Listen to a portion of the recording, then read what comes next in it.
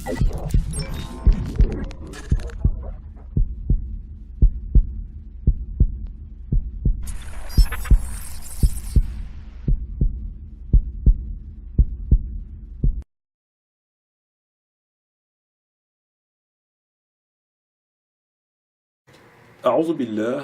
بالله من الشيطان الرجيم بسم الله الرحمن الرحيم الحمد لله رب العالمين والصلاة والسلام على سيدنا محمد وعلى آله وصحبه أجمعين والسلام عليكم ورحمة الله وبركاته. Frères et sœurs, assalamu alaikum wa rahmatullahi wa barakatuh. J'espère que vous allez tous et toutes bien en cette fin d'après-midi, début de soirée de ce jour de mardi 24 décembre et il est précisément 18h51.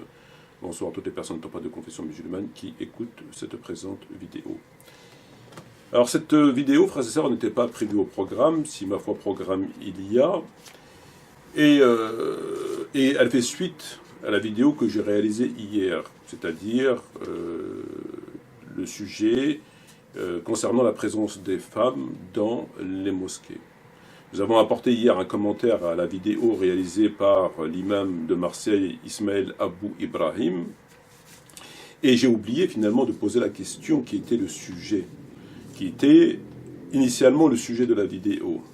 Alors pour tout vous dire, lorsque nous avons réalisé la bande-annonce de cette vidéo, on l'a réalisée il y a plusieurs semaines, voire quelques mois, et initialement il n'était pas question d'apporter un commentaire à une quelconque vidéo, une analyse et un commentaire à une quelconque vidéo. Le but de cette vidéo, c'est simplement, après avoir constaté un certain nombre de hadiths que nous avons évoqués hier, j'avais tout simplement envie de poser la question qui me semble tout à fait pertinente, et finalement, pourquoi pas avoir une réponse intéressante, ça me semble extrêmement difficile, mais en tout cas, comprendre la démarche de nos sœurs. Et donc le but c'était de faire une vidéo qui durerait 5, 10, 15 minutes, pas plus, et de poser cette question en amenant les hadiths et puis d'attendre des réponses. C'était ça le but de la vidéo. Le temps passant, je suis tombé sur la vidéo réalisée par l'imam Abou Ibrahim, Ismaël Abou Ibrahim, et donc je me dis tiens ça tombe bien, lui il évoque le sujet, il va peut-être apporter des éléments de réponse qui pourraient éventuellement m'éclairer sur ce questionnement. Et lorsque j'ai écouté la vidéo, là, ça a été une catastrophe. Là, ça a été le résultat que nous avons eu hier. Ça a été une catastrophe. Et c'est à partir de là que j'ai décidé de faire un commentaire sur sa vidéo et de terminer ma vidéo par le questionnement. Mais comme je me suis quelque peu, non pas éloigné du sujet, parce que le sujet a été évoqué, mais je me suis écarté quand même du but initial de ma démarche. Alors, c'est pour ça que je refais cette vidéo, afin de poser cette question qui, à mon sens, doit être posée. Elle doit être posée de façon très claire. Et donc, je n'allais pas faire une vidéo uniquement pour poser une question, donc j'ai repris la vidéo, puis je vais vous faire partager un certain nombre de choses.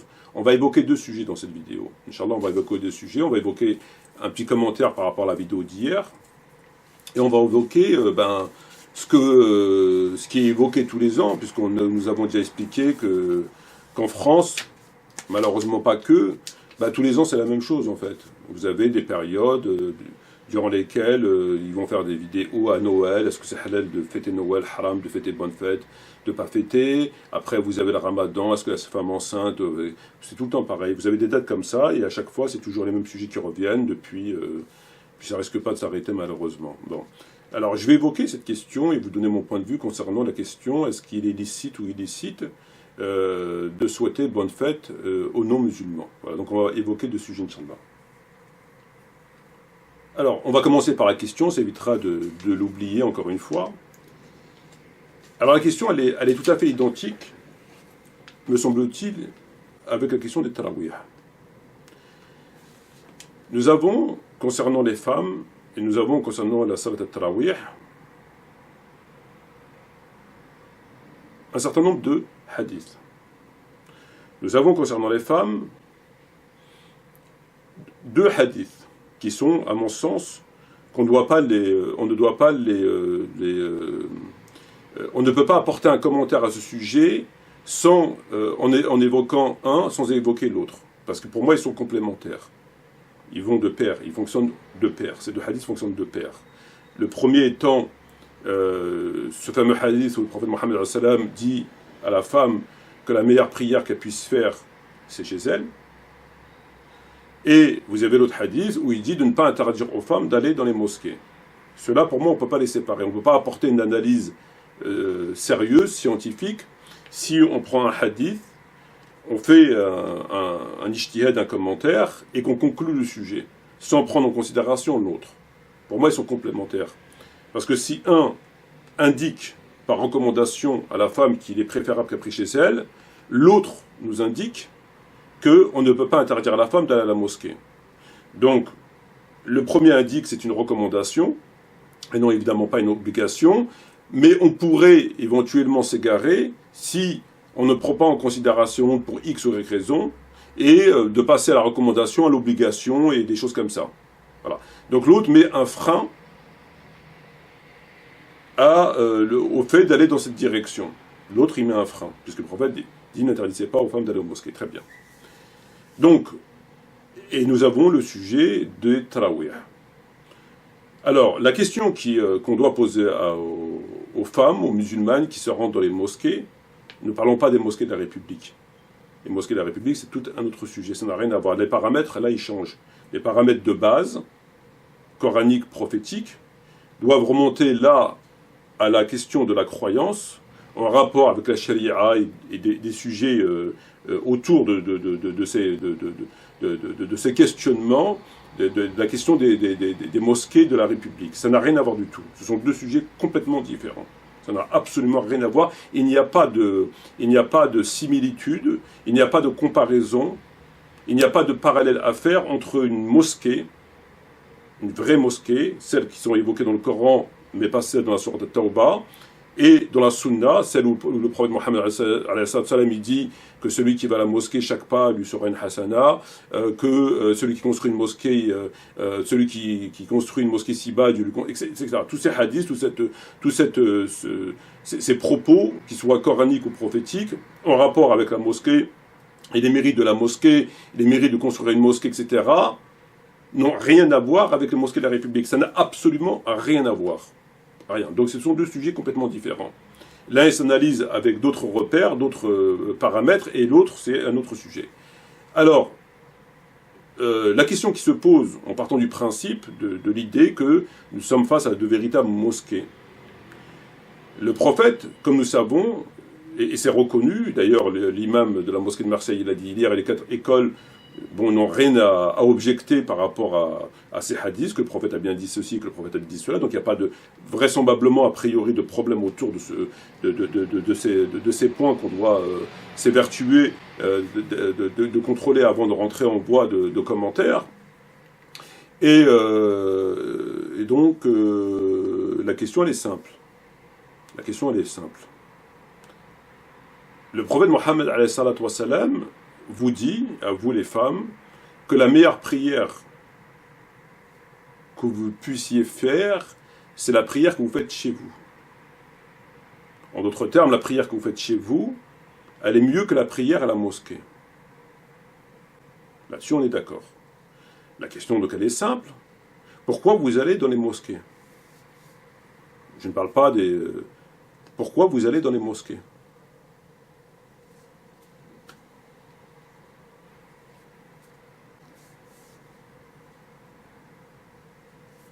Moi, j'arrive pas à comprendre. Certes, le prophète ne l'a pas interdit.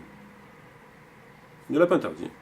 Simplement, ce fameux hadith dans lequel la femme a dit au prophète j'aime bien prier avec toi, le prophète lui dit qu'il sait qu'elle aime bien prier avec lui, mais qu'il est préférable qu'elle prie chez elle, et elle a suivi cette recommandation jusqu'à sa mort, etc., etc. Pourquoi vous ne suivez pas l'exemple de cette femme? Moi, ça m'échappe en fait. Parce que le prophète dit la prière chez vous, elle est meilleure. Vous avez plus de hasanat, etc., etc. Pourquoi vous allez faire une prière qui est moins bonne? J'arrive pas à comprendre.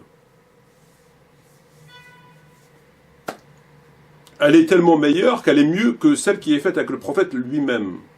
Elle est tellement meilleure qu'elle est mieux que celle qui est faite dans les mosquées du prophète, comme nous les indiquent les hadiths, les autres hadiths. Donc pourquoi vous allez à la mosquée? Alors, la réponse serait de dire que vous préférez faire une prière qui est moins bonne. là, on n'est plus dans la normalité. Quelqu'un qui préfère une chose qui est moins meilleure, qui est moins bonne à une autre, là, c'est plus un problème ni de théologie, ni scientifique. Là, c'est un problème psychiatrique. Ça n'a plus rien à voir. Ça n'a plus rien à voir du tout. Alors, l'imam de la mosquée qu'on a évoqué hier, lui, nous explique, à travers ce qu'aurait dit un certain nombre de savants, que la prière faite à la mosquée, elle est mieux. C'est ce qu'il nous avait expliqué hier. Elle est mieux pour un certain nombre de raisons que nous avons évoquées hier. Et nous avons aussi expliqué hier que ce qu'il disait, évidemment, c'est extrêmement grave, puisqu'il se positionnait comme étant il corrigeait le prophète. Malgré lui, il corrigeait le prophète. Parce que finalement, il trouvait des raisons qui justifiaient la présence des femmes dans la mosquée et non pas chez elles. Donc il évoque un certain nombre de raisons que si on venait à les valider, eh ben, corrigerait finalement le prophète. Il n'a pas pensé à ces points, et donc c'est mieux de prier à la mosquée. On l'a entendu hier. Là, c'est quelque chose c'est un acte de mécréance. On est dans l'acte de mécréance. Puisque le simple fait de considérer qu'on donne une leçon au prophète, qu'on corrige scientifiquement parlant le prophète, puisque le prophète indique une chose très claire sans y mettre aucune condition, et qu'on vienne derrière lui vous dire non, c'est vrai, il a dit ça, mais il y a ça, et donc forcément, c'est le contraire. Ça, c'est un acte de mécréance. Vous corrigez le prophète. Ça veut dire que tu corriges le prophète. Très bien. Et une des raisons qu'il avait évoquées, entre autres, comme on l'a entendu, c'est qu'il nous avait expliqué que la prière faite chez elle, la prière qui est faite chez elle, elle est faite à l'arrache. Pour reprendre ces termes, elle est faite à l'arrache. Parce que les femmes, elles venaient à la mosquée déjà dans le but de prier. Et quand tu pries à la mosquée, il y a plus, forcément, tu as plus de concentration, tu es dans la maison d'Allah subhanahu wa ta'ala, tu es beaucoup plus motivé à prier, alors que lorsque la personne, l'homme comme la femme prie chez soi, ben, excusez-moi du terme, c'est une prière faite à l'arraché. C'est une prière qui est faite un peu de manière très négligée ou autre, alors que là, quand tu viens à la mosquée, en général, tu es beaucoup plus motivé, tu es beaucoup plus concentré. Voilà. Donc, parmi les raisons, c'est que la prière qui est faite, la femme, quand elle prie chez elle, a pris à l'arrache. Mais quand elle prie à la mosquée, elle ne prie pas à l'arrache. Ce qui est faux. Ce qui est complètement faux. Il n'y a pas mieux qu'une prière qui est faite de façon isolée. Vous êtes toujours plus concentré quand vous êtes seul, en prière dans un coin de chez vous, de votre chambre, de votre maison. Vous êtes concentré. Vous êtes forcément plus concentré que quand vous êtes avec des gens. Il y a toujours des choses qui vous perturbent, des gens qui bougent, enfin bref. Donc, là en soi, déjà, ce qu'il dit, c'est inexact.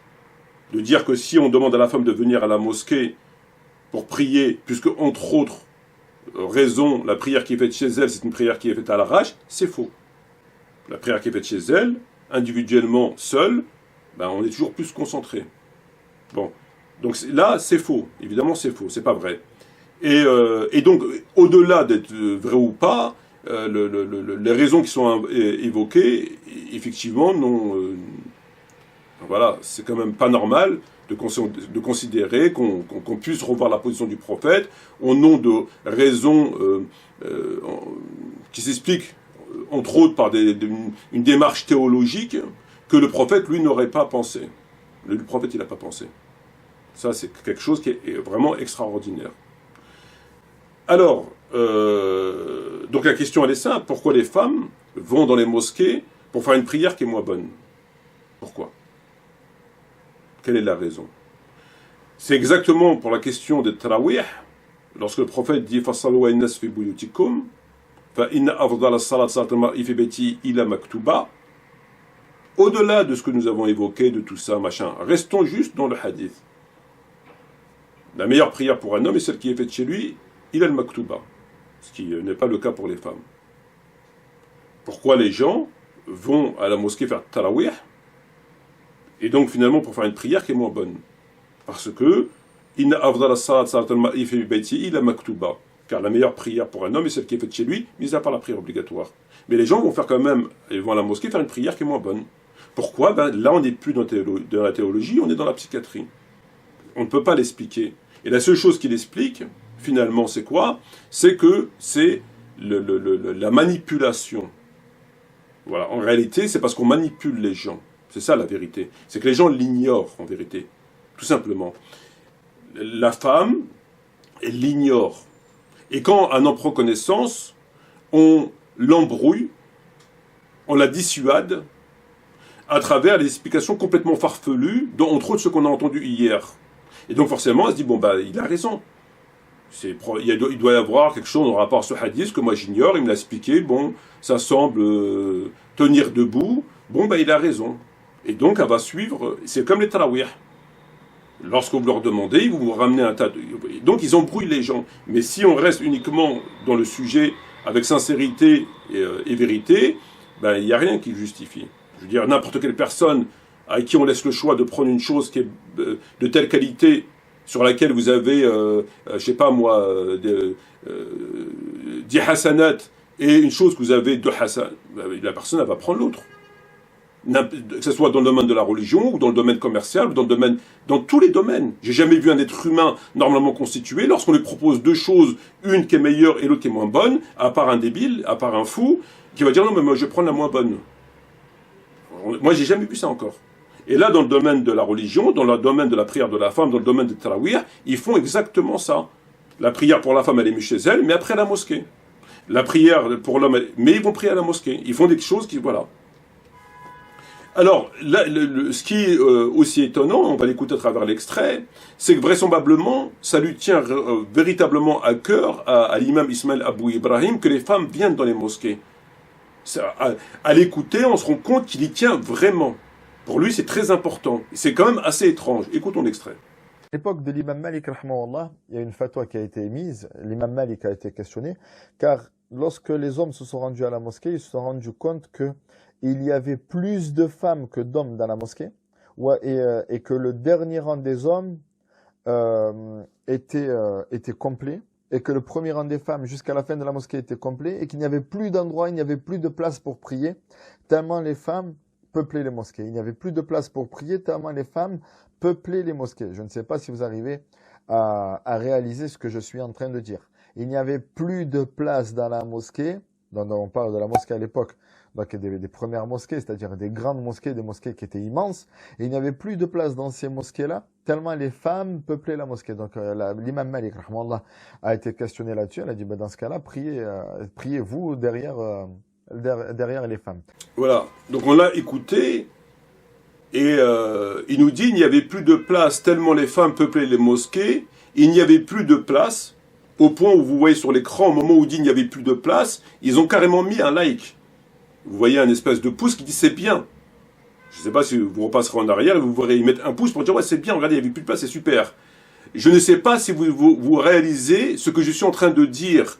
Il n'y avait plus de place tellement les femmes peuplaient les mosquées.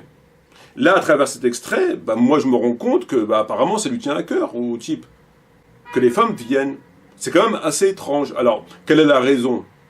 Est-il inspiré par un démon qui lui inspire ce genre de peut-être est-ce une volonté d'augmenter les dons, puisque manifestement, mathématiquement parlant, évidemment, si vous avez 100 hommes qui viennent dans la mosquée et 10 femmes qui viennent parce que les autres elles viennent pas pour je sais pas quelle raison, leurs maris veulent pas, et qu'il arrive à convaincre une cinquantaine de femmes de venir à travers son discours, il aura forcément plus de dons. Ça me semble tout à fait évident.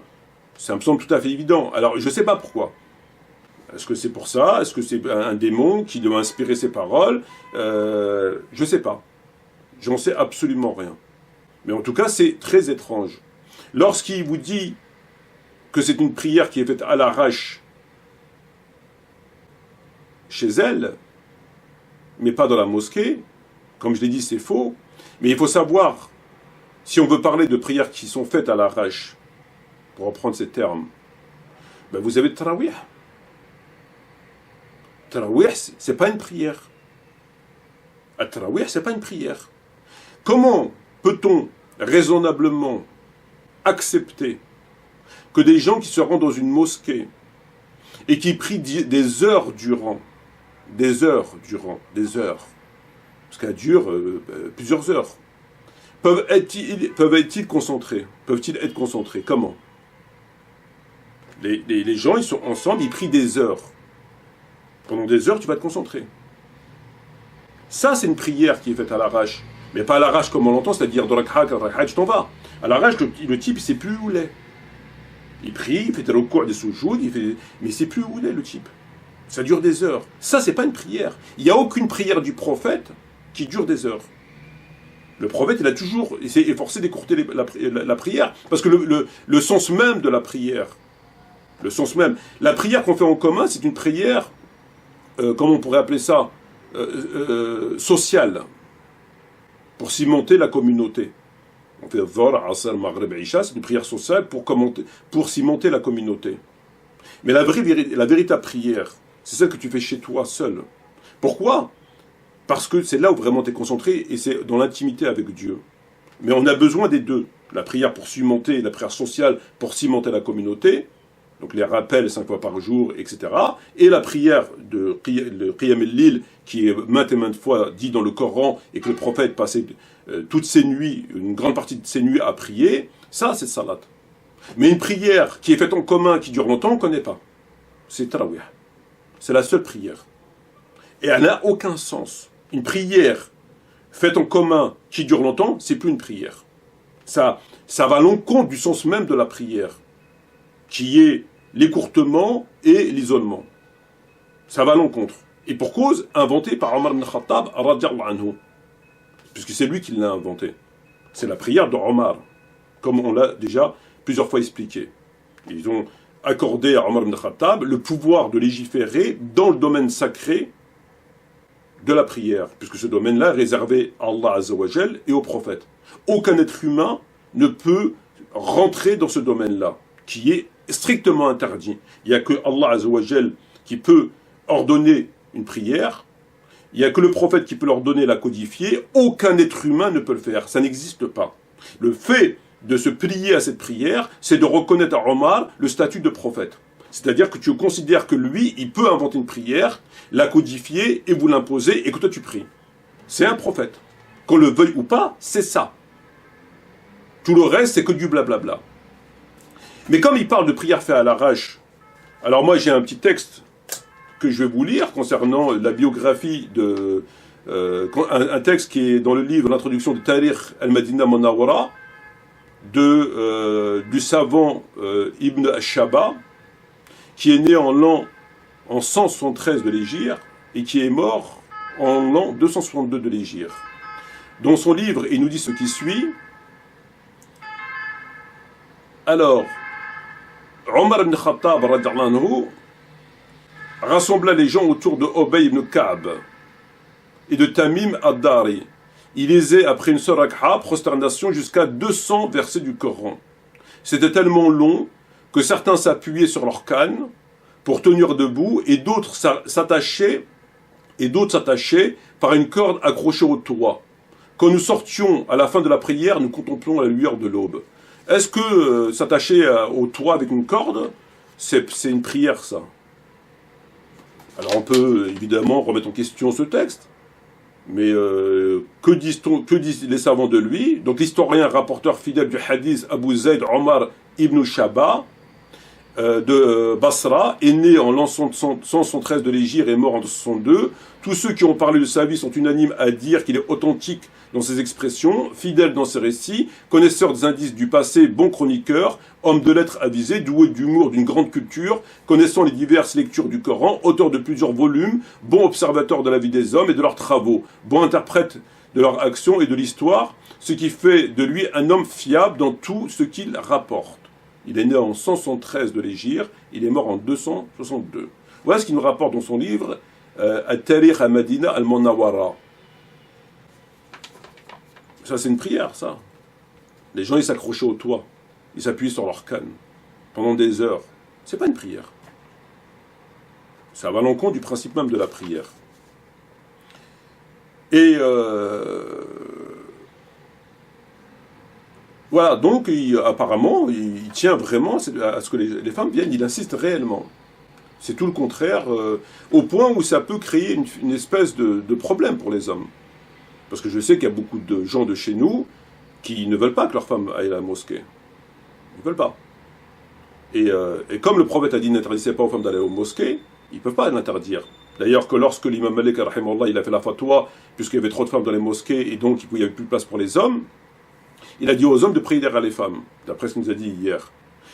L'imam Malik ne pouvait pas interdire aux femmes. Il ne pouvait pas dire aux femmes, bon, il y en a trop, restez chez vous. Ne venez pas. Parce que le prophète aurait dit, n'interdisez pas aux femmes de venir à la mosquée. Donc lorsque vous tenez ces propos-là, vous incitez les femmes, notamment mariées, à la mosquée, ce qui est contraire à la volonté du prophète. Le prophète, par sagesse, parce que c'est le prophète, n'a pas voulu leur interdire. Il n'a pas dit interdit, comme pour les tarawih. Ce n'est pas un ordre, c'est une recommandation. La meilleure prière. Donc, quand tu dis à quelqu'un de normal, comme cette femme qui a compris les propos du prophète, cette femme qui a dit j'aime prier avec toi.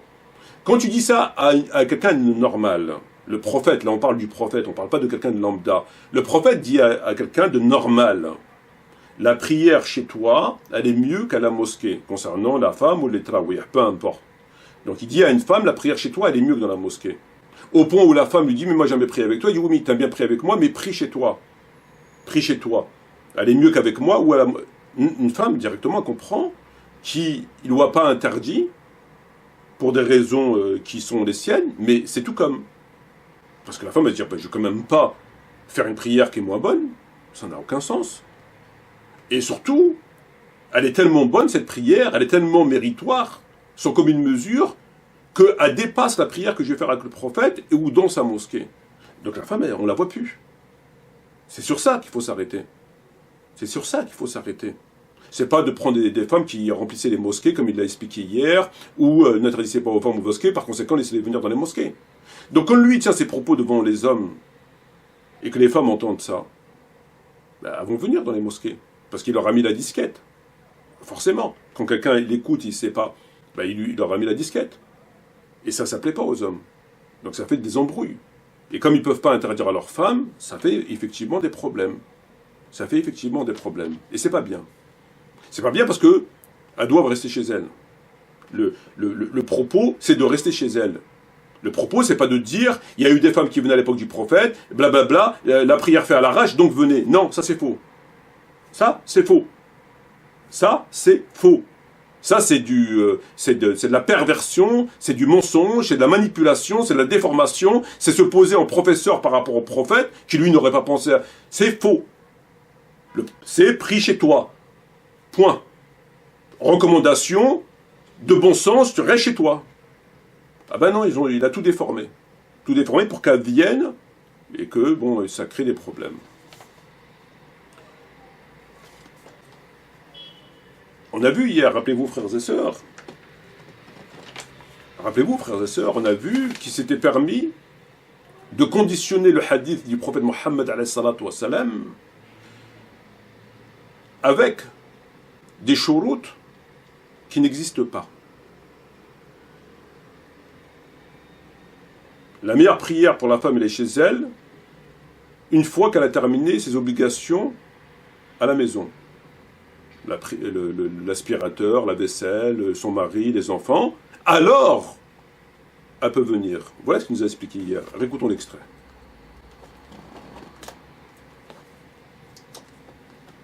Et quand le prophète dit wa buyutuhunna khayrun lahun, mais leur demeure est meilleure pour elles, leur demeure est meilleure pour elles lorsque elles accomplissent leur obligation, c'est-à-dire que lorsque maintenant elles se sont déchargées de leur obligation, elles se sont déchargées de leur obligation par rapport à leur mari ou alors par rapport à leurs enfants, qu'elles ont, alhamdoulilah, que ces obligations-là, elle les a terminées, alors le prophète nous dit, n'empêchez pas vos femmes d'accéder à la mosquée. Alors le prophète nous dit, n'empêchez pas vos femmes d'accéder à la mosquée. Alors le prophète nous dit, n'empêchez pas vos femmes d'accéder à la mosquée. Voilà. Ici, c'est tout simplement mentir sur le prophète. Là, c'est mentir sur le prophète. C'est simplement mentir sur le prophète. Puisque ça n'existe pas, ce qu'il a dit. Le prophète, il n'a jamais dit alors, si elle remplit ça, alors elle peut venir. Il n'a jamais dit ça. Il est soumis à aucune condition, comme nous l'avons expliqué hier, ce hadith. Il est absolu. Quand elle termine la vaisselle, l'aspirateur ou ce que vous voulez, elle reste chez elle. Il n'y a pas d'aspirateur dans cette histoire, il n'y a pas de lave-vaisselle, il n'y a pas de tout ça dans cette histoire. Il n'y a rien de tout ça. C'est lui qui l'a inventé. Il l'a lié. Il a lié au hadith. Comme s'ils étaient ensemble. C'est très grave. Mais il n'y a pas que ça. Ce que je ne vous ai pas dit hier, il y a autre chose. Hier, il nous a fait le tafsir de la sourate 15, verset 24. Il nous a fait son tafsir. وَلَقَدْ عَلِمْنَا الْمُسْتَقْدِمِينَ مِنْكُمْ وَلَقَدْ عَلِمْنَا مُسْتَأْخِرِينَ. Vous vous souvenez? Et il nous a fait ce tafsir. On va écouter ce tafsir avec celui de Fawzan et de l'autre hérétique, Ismaël Mounir. On a également comme texte le fait que il y avait certains parmi les compagnons du prophète qui faisaient exprès d'arriver en dernier, afin d'être dans le dernier rang, pour observer une femme qui apparemment était très belle. Et le prophète, Allah Azza wa Jalla a révélé le verset nous connaissons très certainement parmi vous ceux qui font exprès de venir en retard. Donc Allah Azza wa Jalla connaît leur intention. Allah subhanahu wa ta'ala les a rappelés ici à l'ordre. Mais dans ce texte-là, on voit que il y avait certains compagnons qui venaient exprès à la fin et qui voyaient... Alors donc on continue. Une femme priait derrière le messager. C'était une très belle femme. Ibn Abbas a dit, par Dieu, je n'ai jamais vu une femme semblable. Certains hommes s'étaient mis au premier rang pour ne pas la voir, tandis que d'autres tardaient à venir pour être dans les derniers rangs. Lorsqu'ils s'inclinaient, ils regardaient en dessous de leurs bras en les écartant. Regardez, on est à l'époque du prophète, c'est les compagnons du prophète, et donc ils venaient, ils faisaient semblant de se mettre au dernier rang, et quand c'était le corps, ils faisaient comme ça, et puis ils les regardaient. Quelle a été la solution apportée par l'islam? Est-ce qu'on a dit édifiez des murs, mettez des murs?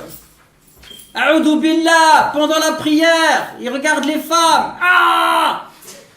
Gars, on va pas faire des murs, on va faire mosquée homme, mosquée femme, séparation stricte, totale.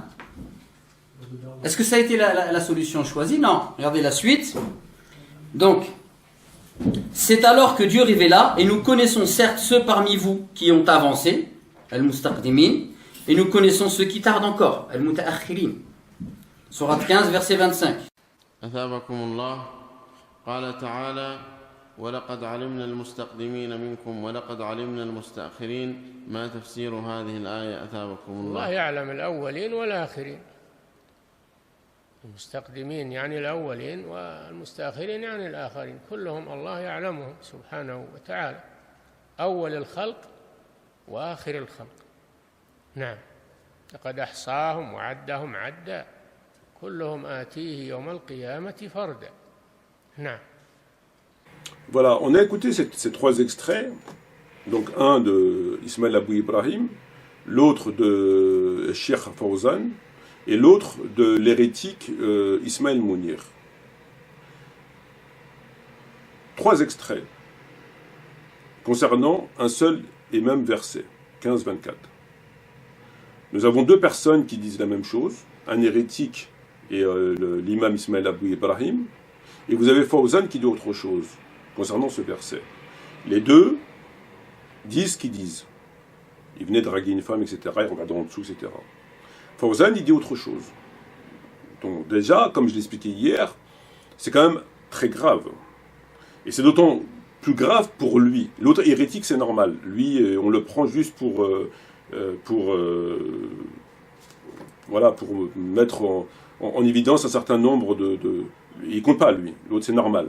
Tout ce qui va à l'encontre de sa passion, il prend, lui. Donc, lui, il est juste là pour décorer.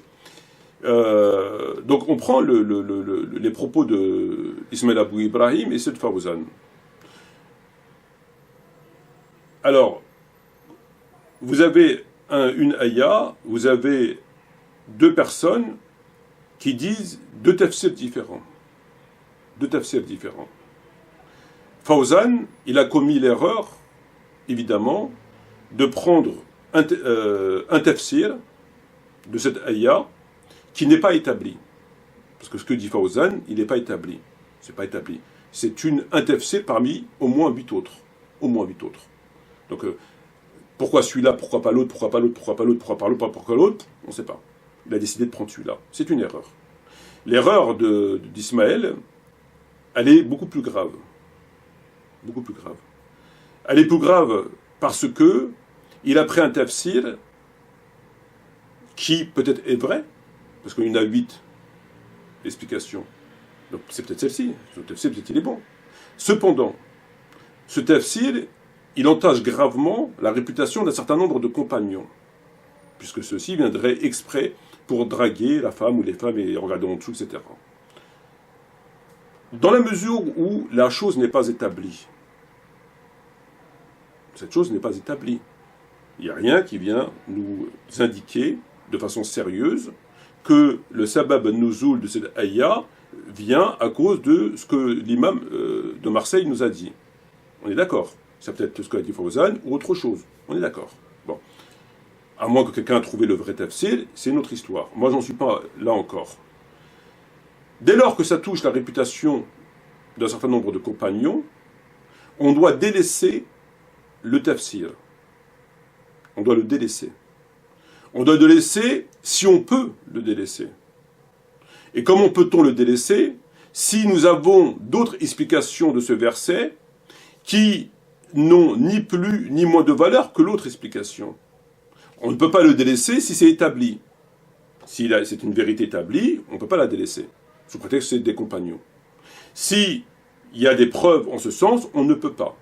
Néanmoins, et à contrario, lorsque vous avez une explication qui entache la réputation d'un certain nombre de compagnons, mais vous avez à côté d'autres explications qui, eux, n'entachent en rien la réputation, on doit prendre les autres explications.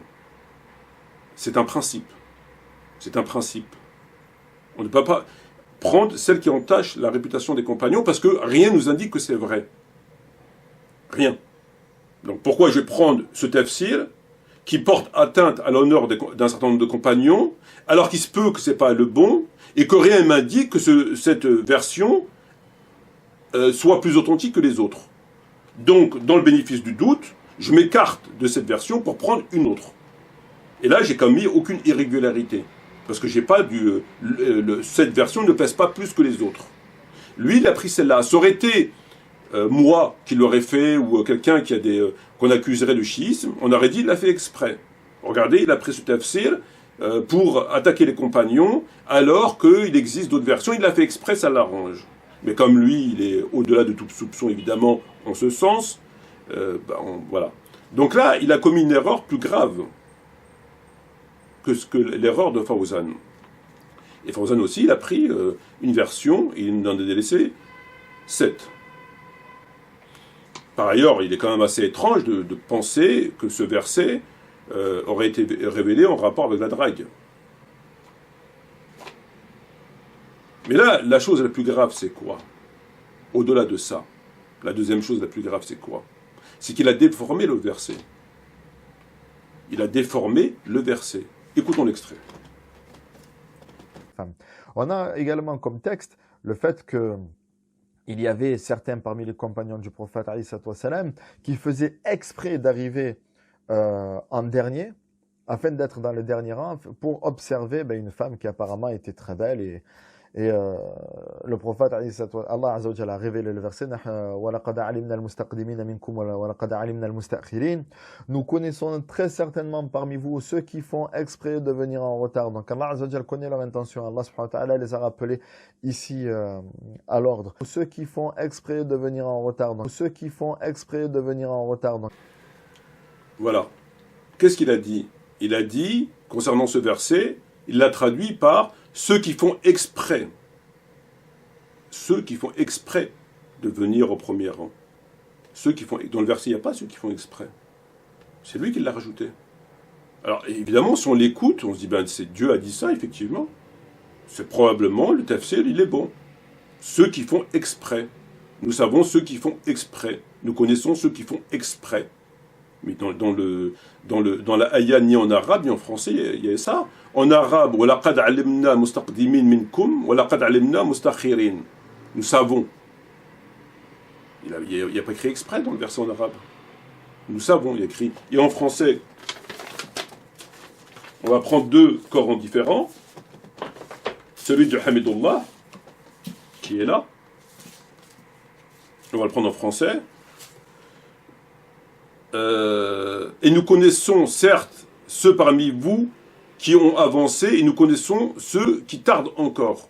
Il n'y a pas exprès. Il y a même une note de renvoi, note numéro 2, par rapport à ce verset, il dit ont avancé, c'est écrit en tout petit, ont avancé, sont passés, sont morts. Voilà, ont avancé. Sont passés, sont morts. Retarde ceux qui ne sont pas morts encore, les générations présentes et futures. Voilà. Donc il vous met même une note de renvoi, ça n'a rien à voir avec les rangs. Ça n'a rien à voir avec la drague. Aucun rapport. Et là, il n'y a pas... On prend un autre... On va prendre celui de Kishrid. On va à la 15-24. Comment il l'a traduit, lui? Nous avons réellement su qui d'entre vous cherchait les premiers rangs, entre parenthèses, au combat ou à la prière, et ceux qui vous cherchaient à rester à l'arrière. Donc il n'y a pas de drague. Il parle de combat ou d'aller dans les premiers rangs de la prière. Il n'y a pas de drague. Et lui, pour adapter, et ça il joue encore le bénéfice du doute, parce que dans sa tête il l'a intégré, que c'était pour la drague. Donc il l'a intégré, donc il a dû le sortir comme ça. Il a dû le sortir comme ça. C'est ce que je pense en tout cas. Ça lui a échappé en fait. Il avait tellement intégré dans sa tête que c'était une histoire de drague, qu'il a traduit le verset par ceux qui font exprès, alors qu'il n'y a pas dans le verset ceux qui font exprès. Dieu n'a jamais dit ça. Et effectivement, s'il dit on valide le fait que ceux qui font exprès, bon bah ça va dans ce... Mais Dieu il n'a pas dit ça en français ni en arabe. Ni en français ni en arabe.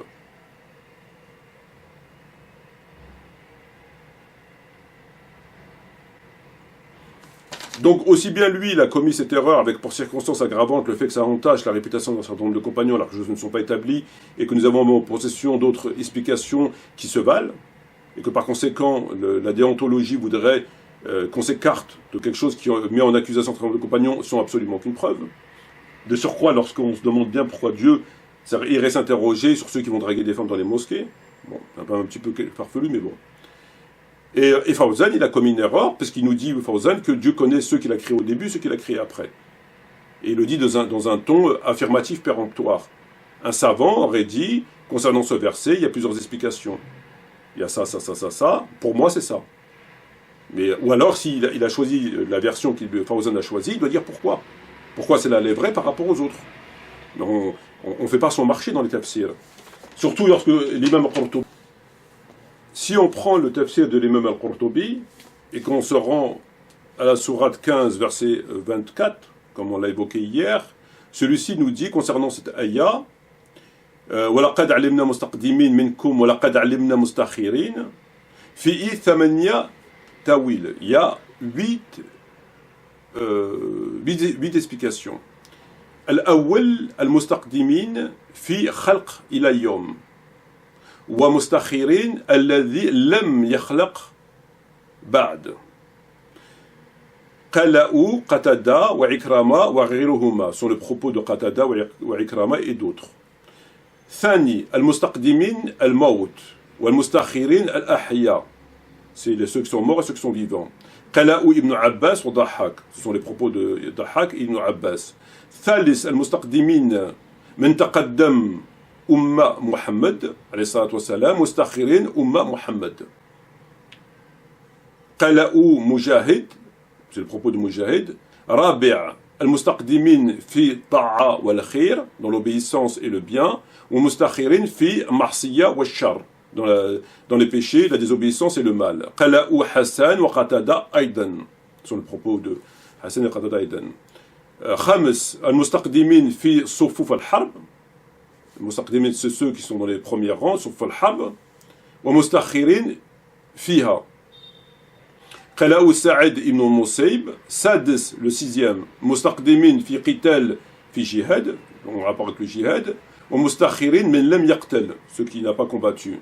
قالوا قرضي pardon et سادس مستقدمين الأول الخلق c'est ce qu'il a dit Fawzan. المستقدمين من المستقدمين أول الخلق ومستخرين آخر الخلق c'est ce qu'il a dit Fawzan. قالوا الشعبي ثامن le huitième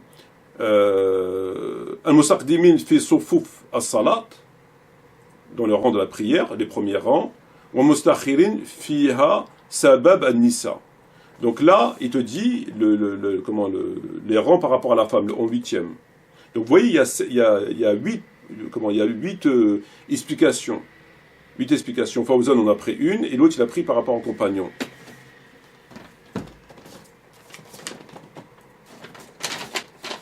Voilà, sur ce, nous allons passer à présent au deuxième sujet.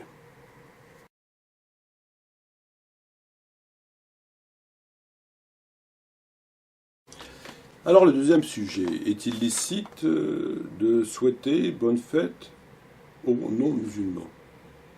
C'est les vidéos qui tournent actuellement comme tous les ans, les périodes d'anniversaire comme tous les ans. Un certain nombre de musulmans ou un certain nombre de prédicateurs anticipent et s'interrogent, ou féminin d'interroger, ou féminin de s'interroger, à savoir ce qu'il est licite de fêter bonne fête aux kafirs, aux non-musulmans. Alors ma réponse, elle sera la suivante. Pour certains, c'est réprouvé.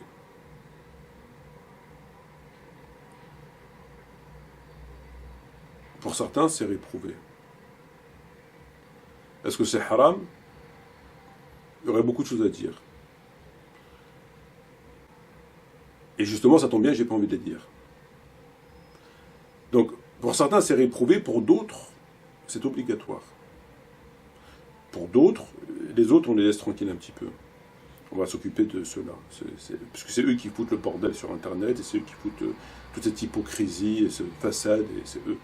Les autres, nous saquinent, ils sont un petit peu... Alors, pour d'autres, c'est obligatoire que de souhaiter bonne fête aux koufars. Obligatoire. C'est obligatoire. C'est pas réprouvé, c'est pas recommandé, c'est pas conseillé, c'est pas fortement conseillé, c'est pas très fortement conseillé, c'est pas super fortement conseillé, c'est pas... c'est obligatoire. Certains musulmans doivent obligatoirement fêter bonne fête aux non-musulmans. Qui sont-ils? Lorsque ces gens, on leur donne des mosquées, on inaugure leur mosquée, à travers le maire, le préfet, qui sais-je. On leur donne des allocs.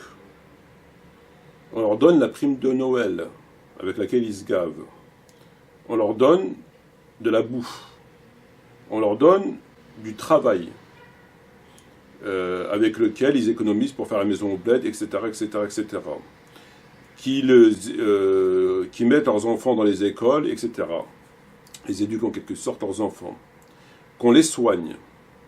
Qu'ils ont un compte tout à fait normal à la banque, qui sont dans la joie et la bonne humeur, soumis aux lois, qui sont en contradiction, etc., etc., qui sont des a'wan al-shaitan, des auxiliaires, des aides, des assistants au diable dans la corruption, etc., etc., qui payent des impôts, des taxes, pour entre autres qui arriveront à tuer des musulmans. À eux, c'est obligatoire. Comment ces gens-là peuvent s'interroger, disant, est-ce que je peux sauter bonne fête au kofar? Tu te fous de ma gueule ou quoi? Avec tout ce que... T'es ingrat. On sait que Allah a créé l'homme ingrat. Mais là, t'es trop ingrat, mon frère. Là, t'es trop ingrat, là. Avec tout ça, et on donne des mosquées, des allocs, machin, des trucs, et tu me viens me dire, moi, est-ce que je peux sauter bonne fête? Non, c'est pas bien. C'est pas bien. Ah, c'est pas bien. C'est vraiment pas bien. C'est obligatoire. Et là, on n'est pas dans le souhait. Savoir si on peut souhaiter ou pas, parce que si je souhaite, c'est peut-être haram, si je ne souhaite pas, c'est peut-être... Non. Là, on est... on n'a pas besoin de fatwa. On n'a pas besoin de fatwa, là. De Sheikh Intel. Là, c'est le Coran et la Sunna. C'est ce qu'on appelle les kaba'ir. Et on n'a pas besoin de chercher ni fatwa, ni consensus. Mosquée, machin, truc, c'est un fait. Est-ce que ça rend... Oui, on en a déjà parlé un milliard de fois. Moi, je sais qu'il y en a qui sont sourds, mais Allah va leur déboucher les oreilles. Ça, je vous le garantis. Comme disait souvent une personne avec qui j'étais incarcéré, un Turc, c'est garanti sur facture.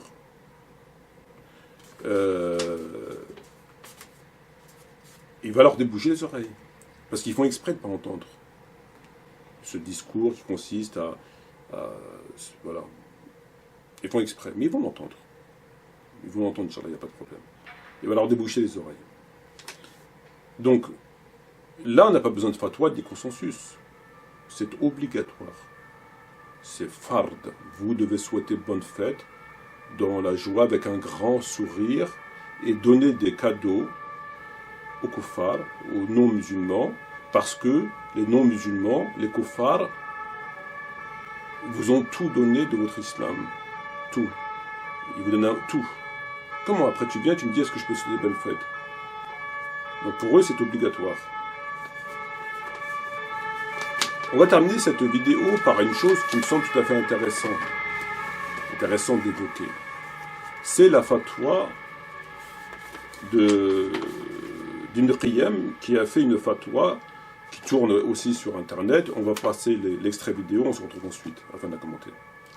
كما نقل ذلك ابن القيم رحمه الله في كتاب أحكام أهل الذمة، حيث قال: وأما التهنئة بشعائر الكفر المختصة به فحرام بالاتفاق، مثل أن يهنئهم بأعيادهم وصومهم فيقول: عيد مبارك عليك، أو تهنأ بهذا العيد ونحوه، فهذا إن سلم قائله من الكفر فهو من المحرمات، وهو بمنزلة أن يهنئه بسجوده للصليب، بل ذلك أعظم إثما عند الله وأشد مقتا من التهنئة بشرب الخمر وقتل النفس وارتكاب الفرج الحرام ونحوه.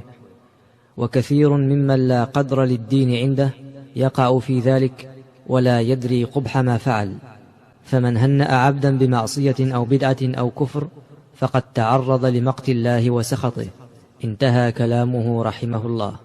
وإنما كانت تهنئة الكفار بأعيادهم الدينية حراما وبهذه المثابة التي ذكرها ابن القيم، لأن فيها إقرارا لما هم عليه من شعائر الكفر ورضا به لهم، وإن كان هو لا يرضى بهذا الكفر لنفسه، لكن يحرم على المسلم أن يرضى بشعائر الكفر أو يهنئ بها غيره، لأن الله تعالى لا يرضى بذلك. Alors, frères et sœurs, nous avons entendu cet extrait, qui est une fatwa, vous l'avez bien compris, qui est souvent reprise par ceux qui disent qu'il est haram de fêter bonne fête, puisqu'elle est traduite en français. Alors moi, j'aimerais vous apporter un commentaire concernant cette fatwa.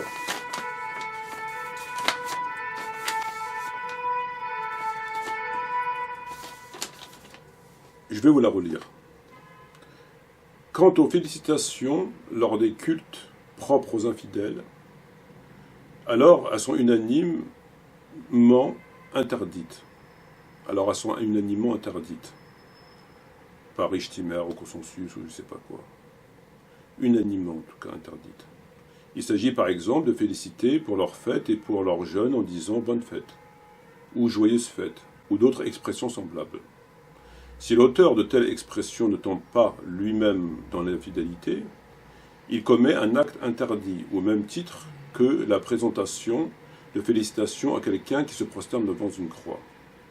C'est même plus grave auprès d'Allah et plus détestable que de féliciter quelqu'un pour avoir bu de l'alcool, ou tué une personne, ou commis des rapports sexuels illicites, et autres. Pourtant, nombreux sont ceux qui agissent de la sorte envers la religion et qui se comportent de cette façon tout en étant inconscients de la gravité de leurs actes. Quiconque félicite une personne auteur d'un acte de désobéissance ou d'une innovation, d'une mécréance, s'expose à la colère d'Allah. Très bien.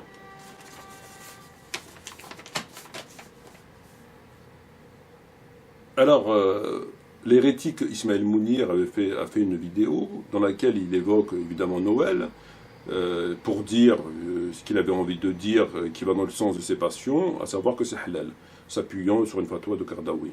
Le même Kardawi qui a fait une fatwa qui autorisait les soldats US à aller combattre en Afghanistan. Il leur a dit si vous pouvez ne pas tirer, vous tuerez pas. Bon, bref, peu importe. Mais ce qui est intéressant, et on va écouter l'extrait avant d'apporter un commentaire à cette fatwa, on va écouter l'extrait d'abord d'Ismaël Mounir.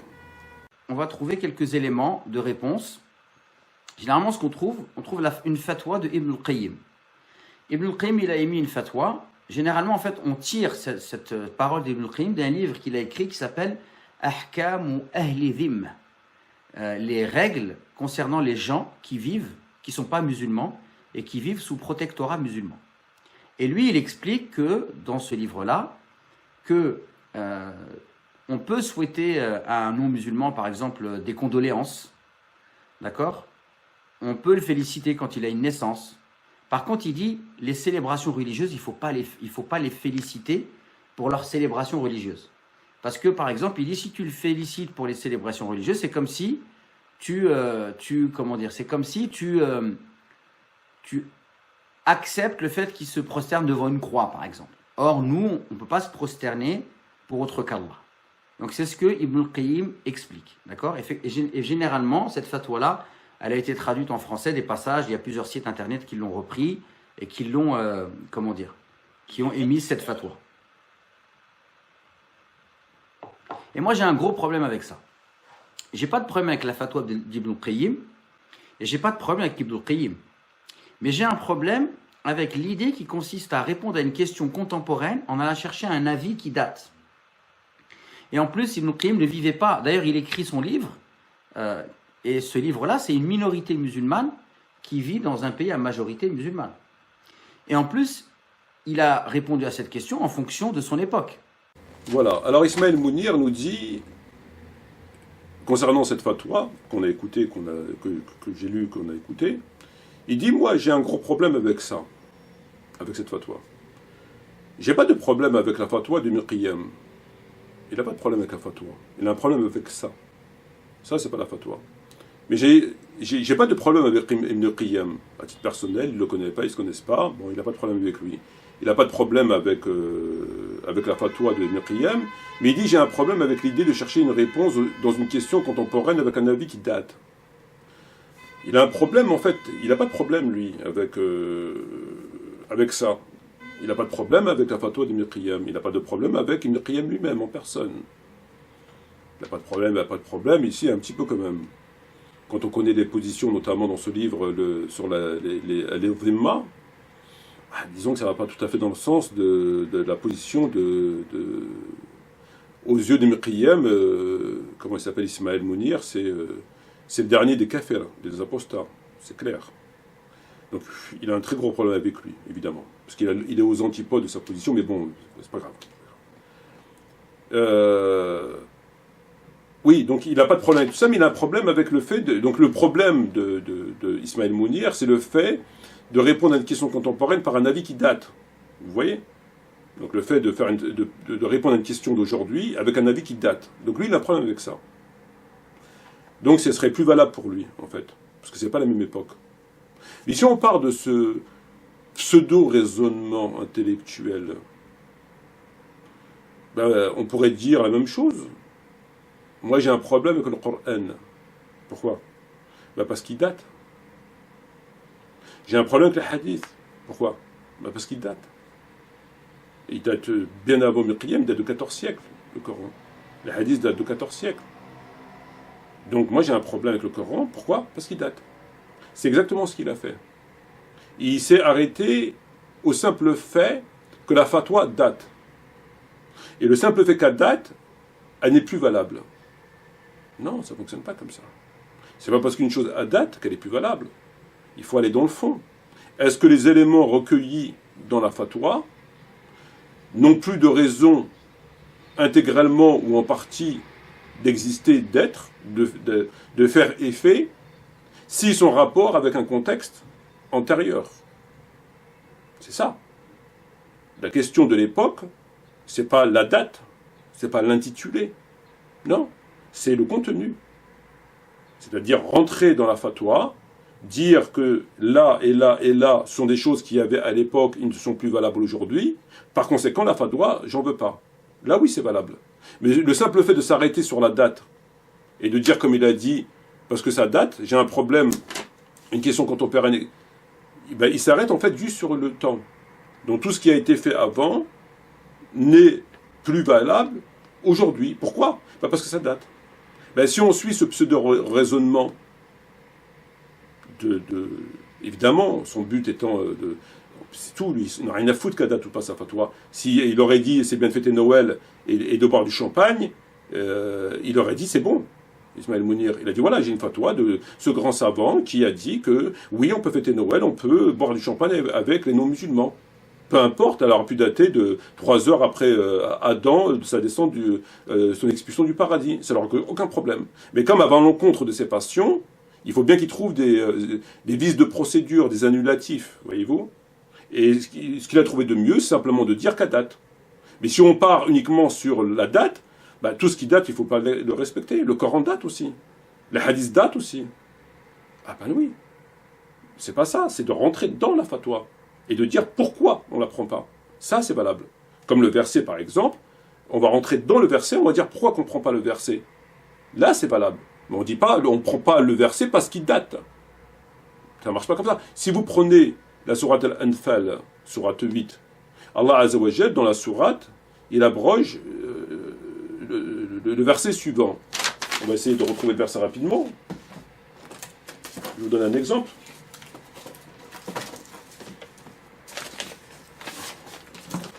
Sourate 8.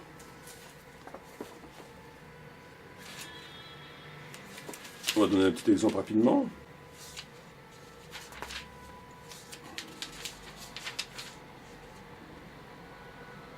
Voilà. Alors, sourate 8, verset 65-66. Ô prophète, incite les croyants au combat. Ici se trouvent parmi vous 20 endurants, ils en vaincront 200. Ici, ils s'en trouvent 100, ils en vaincront 1000 mécréants. Car ce sont vraiment des gens qui ne comprennent pas. Et verset 66, maintenant Allah a allégé votre tâche, sachant qu'il y a de la faiblesse en vous. S'il y a 100 endurants parmi vous, ils en vaincront 200. Ici, il y en a 1000, ils en vaincront 10 000, par la grâce de Dieu. Et Allah est avec les endurants. Donc le premier verset qui a été révélé, il dit au prophète, s'il y a parmi vous 20 endurants, 20, ils battront 200. 20, ils en battent 200. Ils s'en trouvent 100, ils en vaincront 1000. 100, 1000, donc 10 fois plus. Mais ça, Allah l'a abrogé en disant, Allah a allégé votre tâche, il y a parmi vous, etc. S'il y a 100 endurants, ils en vaincront 200. Ici, il y en a 1000, ils en vaincront 2000. Donc il est passé du double. D'accord? C'était 10 fois plus, après il est passé simplement au double. D'accord? Donc il a revu le nombre. En d'autres termes, qu'est-ce qu'il veut nous dire là? C'est-à-dire que les musulmans n'ont pas, en théorie, le droit de fuir face à ce nombre. Donc au début, il était de tel nombre, il l'a revu à la baisse, compte tenu de la faiblesse, il a revu à la baisse, ils n'ont pas le droit de fuir. Ok, très bien. Bon. Est-ce que ce verset est valable? Est-ce que ce verset, on peut l'appliquer par rapport à la même démonstration par rapport à la date de la fatwa? Oui, bien sûr. On peut l'appliquer, ce verset. On peut considérer que ce verset n'est plus valable. Il est plus valable pourquoi? Parce qu'il est en rapport avec la date. Là, il ne s'agit pas que d'une date de l'époque. C'est pas en disant parce qu'il a été révélé à l'époque, comme lui l'a dit. Parce qu'il faut tout le Coran. C'est simplement que ce verset, il dit, ici, quand Allah révèle ce verset, il parle de gens, de musulmans, d'un côté, qui ont les mêmes moyens que les kuffars. C'est-à-dire, ils ont des chameaux, ils ont des chevaux, ils ont des épées, ils ont des armures, des lances, des arcs. Et en face, c'est plus ou moins la même chose qu'ils ont. Là, le chiffre, il est valable. C'est-à-dire qu'il faut prendre en considération le verset, qu'on n'a pas le droit de fuir. Là, c'est valable. Mais aujourd'hui, si tu prends 100 musulmans avec un siwak ou avec des épées, et que tu prends des kuffars, ils sont 50, mais qu'ils ont des lance-missiles, des chars, etc., est-ce que c'est valable? Est-ce que tu es obligé de les combattre, comme Dieu l'impose ici, dans la mesure où le numérique est respecté? Non. Parce que la donne, elle a changé par rapport au matériel. Il y a un élément nouveau qui est venu se rajouter, qu'aujourd'hui on n'est plus à force plus ou moins égale en termes de matériel, chevaux, machin, etc., mais que eux, ils peuvent avoir des missiles, des bazookas, etc., que nous, on n'a pas. Donc le combat ne se voit plus, ne se juge plus en rapport uniquement avec le numérique, et les mêmes armes, entre guillemets, naturelles, chevaux, chameaux, etc., qu'ils avaient, mais ils se jugent, c'est évident.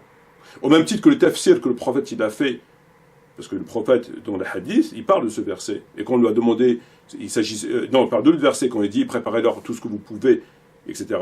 Et le prophète explique qu'il s'agit des chevaux, etc. Donc il a fait le tafsir de cette ayah. Lorsqu'on a demandé, il a dit qu'il s'agit de chevaux, etc. Est-ce que ce tafsir il est valable aujourd'hui? Non. Pourquoi? Parce qu'aujourd'hui, si on te demande qu'est-ce que Dieu entend par préparer alors tout ce que vous pouvez comme force, afin de... Ben, tu ne vas pas dire des chevaux ou des chameaux. Ça me semble évident. C'est comme la question de la zakat, de donner la zakat, dans la voie du musulman, il compte par chameau, etc. Mais ça, c'était avant. Aujourd'hui, ça a changé. Donc, il y a des choses qui sont en rapport avec l'époque et qui peuvent être revues à notre époque. Oui, il y a des choses comme ça. Mais il y a des choses qui, non, ça reste. Et lui, Ismaël Mounir, quand il prend cette fatwa-là et qui se borne uniquement à dire oui, mais ça c'était à l'époque, il y a un problème, sans rentrer dans le fond, et nous dire pourquoi il ne serait... Il fait exprès, il prend les gens pour des cons, tout simplement, parce qu'il le sait. Ça, c'était pour lui répondre. La fatwa et je terminerai là-dessus, la fatwa que nous avons... Alors là, la fatwa, elle est quand même assez étrange. Et il me semblerait qu'il s'est contredit radicalement, Ibn Qayyim, radicalement. Il nous dit, quant aux félicitations lors des cultes propres aux infidèles, elles sont unanimement interdites. Quant aux félicitations lors des cultes propres aux infidèles, elles sont unanimement interdites. Alors moi, je me méfie toujours de consensus, de tout ça. Parce que si c'est le même que pour les tarawih, le ijma', ittifaq, je me méfie. Parce qu'ils mettent des ijma' où ils veulent. Ils avaient expliqué qu'ijma' tarawih, il n'y avait pas d'ijma'. Parce qu'il y a des compagnons qui ne faisaient pas tarawih. Les tabi'i. Bon, ça c'est pas grave. Il s'agit par exemple de féliciter pour leur fête et pour leur jeûne en disant bonne fête et joyeuse fête, ou expression semblable. Et là c'est intéressant. Et ça, là il me semble qu'il s'est contredit, gravement. Qu'est-ce qu'il nous dit? Si l'auteur de telle expression ne tombe pas lui-même dans l'infidélité, il commet un acte interdit, au même titre que la présentation des félicitations à quelqu'un qui se procède dans une croix. En d'autres termes, il vous dit que si l'auteur, c'est-à-dire que le musulman, va souhaiter bonne fête à un chrétien, et que si lui souhaite bonne fête, si l'auteur de telle expression ne tombe pas lui-même dans l'infidélité, il dit si l'auteur de cette expression-là, bonne fête, joyeuse fête, il ne tombe pas dans la mécréance, il ne tombe pas dans l'infidélité, l'auteur de l'expression ne tombe pas lui-même dans l'infidélité, il commet un acte interdit. Au même titre que de souhaiter le féliciter de quelqu'un qui se procède devant une croix. Donc il te dit que, par exemple, si moi je vais souhaiter bonne fête à un chrétien, ben, je ne deviens pas mécréant. Il dit tu ne deviens pas mécréant. C'est ce qu'il dit. L'auteur de telle expression ne tombe pas lui-même dans la mécréance, dans l'infidélité. Mais il commet un acte interdit. Mais j'ai commis un haram. J'ai fait quelque chose que haram. Mais je reste musulman. C'est ce qu'il dit, c'est clair. Ok? On poursuit. C'est même plus grave auprès d'Allah et plus détestable que de féliciter quelqu'un pour avoir bu de l'alcool ou tué une personne ou avoir commis des rapports sexuels illicites.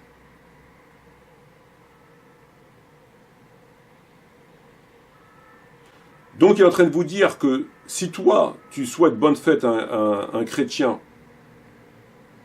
tu ne sors pas de l'islam, il ne tombe pas lui-même dans l'infidélité, mais il a commis une chose grave en ce sens. Très bien. Et cette chose, elle est plus grave, il nous dit, c'est même plus grave. C'est plus grave auprès d'Allah et plus détestable que de féliciter quelqu'un pour avoir bu de l'alcool ou tuer une personne ou avoir commis des rapports sexuels illicites. Donc pour lui, le fait de souhaiter bonne fête à un chrétien, tu restes musulman, mais tu as fait une chose grave, et cette chose grave, elle est plus grave que d'avoir, je cite, de féliciter quelqu'un pour avoir bu de l'alcool ou tué une personne, ou commis des rapports sexuels illicites. C'est plus grave de féliciter que de féliciter quelqu'un d'avoir bu de l'alcool ou tué une personne, ou d'avoir commis des rapports sexuels illicites. Là, il y a une contradiction. Il y a une contradiction. Une grosse contradiction. Pourquoi? Le fait de féliciter quelqu'un qui boit de l'alcool, tu le félicites. Il te dit, c'est même plus grave auprès d'Allah et plus détestable que de féliciter quelqu'un pour avoir bu de l'alcool. C'est plus grave que de féliciter quelqu'un que d'avoir bu de l'alcool. D'accord? Donc le fait de féliciter quelqu'un d'avoir bu de l'alcool, c'est moins grave que de féliciter bonne fête aux chrétiens. C'est ce qu'il dit. Très bien. Mais il me semblerait que le fait de féliciter quelqu'un qui a bu de l'alcool, ça te fait sortir de l'islam. Ben, quand on sait qu'Allah interdit l'alcool.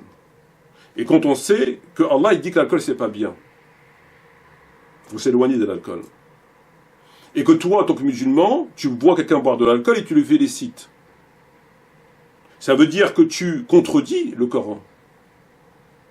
Dieu t'a dit c'est pas bien, tu te dis c'est bien. Tu le félicites d'avoir bu de l'alcool. Et tu le rends autorisé par cette félicitation une chose qui est interdite. Tu rentres en contradiction ici avec le Coran. C'est ce qu'il dit. C'est même plus grave auprès d'Allah et plus détestable que de féliciter quelqu'un pour avoir bu de l'alcool. C'est plus grave que de féliciter quelqu'un d'avoir bu de l'alcool. Je te félicite d'avoir bu de l'alcool. Mais Allah, il l'a interdit. Et toi, tu le félicites. Allah, il a dit c'est pas bien, tu dis c'est bien. C'est quoi? Ben, c'est un annulatif. Tu rentres en contradiction volontairement avec le Coran. C'est un annulatif. C'est clair. Donc, la question qui se pose, c'est comment un annulatif de l'islam peut être moins grave qu'une chose qui n'est pas un annulatif de l'islam, en d'autres termes, de souhaiter bonne fête aux chrétiens. Parce que lui-même, il te dit, si l'auteur de telle expression ne tombe pas lui-même dans la fidélité, il te dit le fait de souhaiter bonne fête, ça ne te fait pas sortir de l'islam. Tu ne sors pas de l'islam. Mais le fait de souhaiter, de féliciter quelqu'un qui a bu, ça te fait sortir de l'islam. Tu as fait un annulatif de l'islam. Et l'annulatif de l'islam, c'est forcément plus grave qu'un acte qui ne fait pas sortir de l'islam. Donc cet acte est plus grave que l'autre. Puisque l'autre, il nous dit qu'il ne fait pas sortir de l'islam. Depuis quand une chose qui ne fait pas sortir de l'islam est plus grave qu'une chose qui fait sortir de l'islam? Un acte qui fait sortir l'auteur de l'islam sera toujours plus grave qu'un acte qui ne fait pas sortir de l'islam. Boire de l'alcool, c'est haram. Est-ce que ça te fait sortir de l'islam? Non. Dans la mesure où tu sais que c'est haram. Tu sais que c'est interdit, mais tu as combien de péchés? Mais si tu bois de l'alcool et tu dis que c'est halal et que tu es musulman, c'est pas interdit. Tu rentres en contradiction avec le Coran là. Tu rentres en contradiction avec le Coran. Tu dis c'est bien l'alcool. C'est bon l'alcool. Il n'y a pas de mal dans l'alcool. Tu rentres en contradiction avec le verbe de Dieu. C'est pas pareil. Donc là, il se contredit. Il se contredit.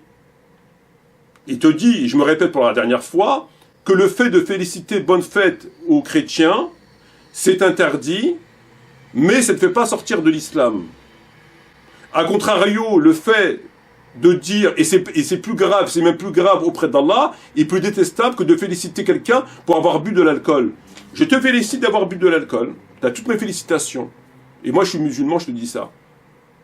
Ben, ça y est, je suis sorti de l'islam, j'ai contredit le verbe de Dieu.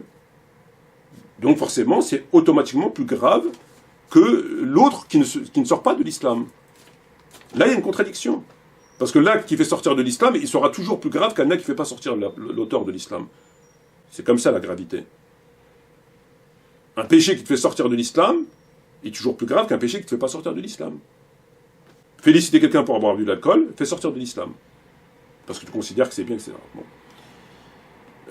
Et après, il te dit, c'est plus grave que de tuer une personne. Je sais pas, moi, si j'ai le choix entre de voir mon voisin et lui dire bonjour monsieur, en fait, bonne fête, et je m'en fous complètement, je sais même pas de quoi il ressort, je sais même pas s'il est chrétien d'ailleurs, je sais même pas s'il va la fêter, et de me dire, bah, tiens, tu peux tuer lui, mets-lui une balle dans la tête, trouver un passant, tu lui mets une balle dans la tête. Enfin, je sais pas, moi, ça ne me viendrait pas à l'esprit de tuer un être humain pour rien. Bon, c'est ses propos. Bon. Mais je ne me vois pas en train de tuer un être humain et considérer que c'est moins grave que de souhaiter bonne fête alors que je m'en tape complètement, quoi. Je lui dis demain devant Allah, bon, je lui dis, moi, je sais pas, si mon voisin est passé là, je lui dis bonne fête, bon, ça va, quoi. On va pas... Tu vois? C'est comme des gens qui font des blagues, quoi. Bon, c'est vrai que c'est pas toujours... c'est pas toujours des blagues, c'est vrai. Mais est-ce que je vais pour autant lui... Enfin, voilà, quoi. C'est pas assez compliqué, mais bon. Il y avait une fois, il fait une blague, il dit... j'avais raconté cette blague, deux compagnons... Enfin, elle est un peu vulgaire, donc je vais pas la raconter, parce que je sais qu'il y a des gens qui écoutent la vidéo, donc je vais pas la raconter... ou la blague qui est sur Abraham alayhi salam, ou à travers lorsque Abraham il dit à Allah Azza wa Jal, lui dit montre-moi comment tu ressuscites tes morts. Dans la sourate Al-Baqarah. Et Allah il lui dit mais est-ce que tu ne crois pas? Il dit est-ce que tu ne crois pas, est-ce que tu doutes? Est-ce que tu ne crois pas? Et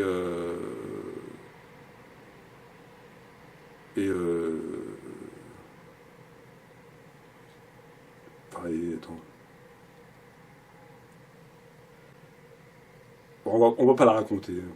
On va pas la raconter. Bon, bref, voilà. Bon, sur ce, je vous remercie. Wassalamu alaikum wa rahmatullahi wa barakatuh.